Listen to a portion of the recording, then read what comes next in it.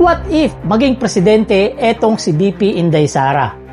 Ano nga ba kaya ang mangyayari sa ating bansa? Uunlad ba ito o baka lalong mapasama? Dahil alam naman natin, etong si BP Sara, mahina ang kanyang diskarte sa pamamalakad sa gobyerno. Makikita natin dyan yung Davao City na matagal nang pinamunuan ng kanilang pamilya at ilang taon siya naging mayor dyan. Hanggang ngayon, binabaha pa rin. Hanggang ngayon, marami pa rin nakukuha ang mga pulis na droga doon. At hanggang ngayon, marami pa rin krimen na nangyayari doon. Partida. Matagal nang pinamunuan ng Duterte ang Davao City.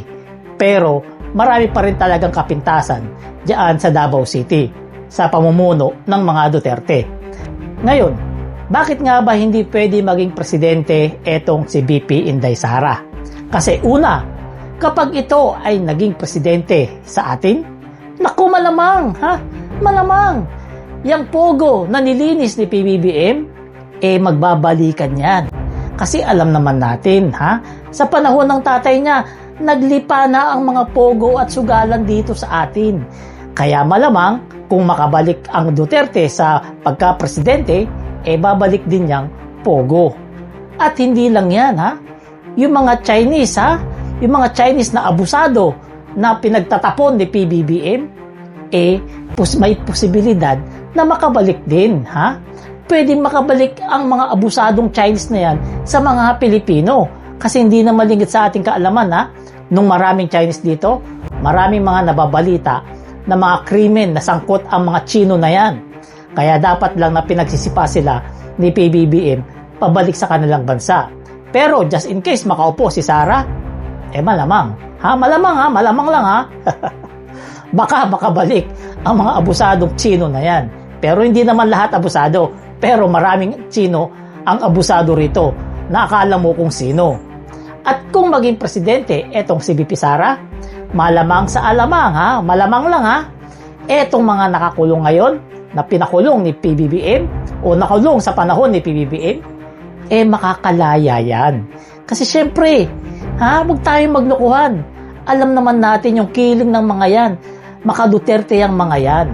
Kaya may posibilidad, malaki ang posibilidad na kung si BP Sara ang magiging presidente, baka malusaw yung mga ikinaso sa mga tao, sa mga politiko na ito na mga sinasabing buwaya.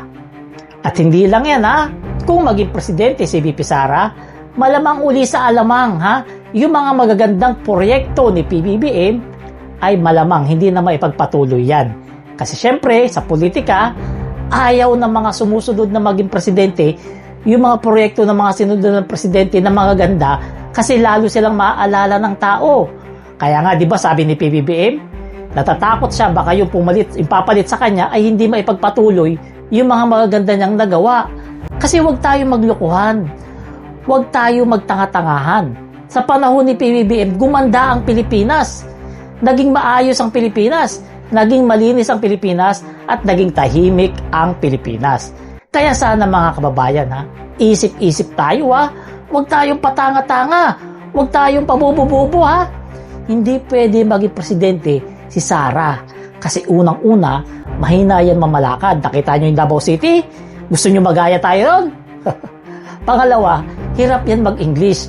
Paano yan naharap sa mga leader ng ibang bansa kung hirap siya mag-English? Nakikita naman natin pag nag-speech, di ba? Kung walang script, pautal-utal na. Kaya mga kababayan, inuulit ko, huwag tayo pabobo-bobo, huwag tayong patanga-tanga. Tandaan natin, hindi pwede maging presidente si Sara.